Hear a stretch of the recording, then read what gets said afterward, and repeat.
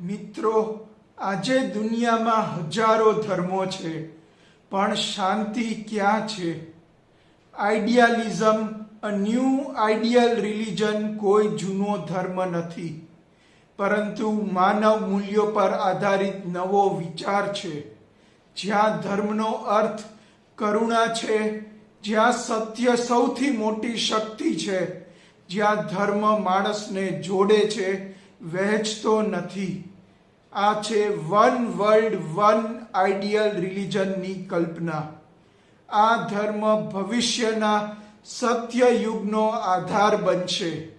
જો તમે એવી દુનિયા ઈચ્છો છો જ્યાં માનવતા પ્રથમ આવે, તો મારી YouTube channel the global vision 2050 આજે જ જુઓ અને સપોર્ટ કરો.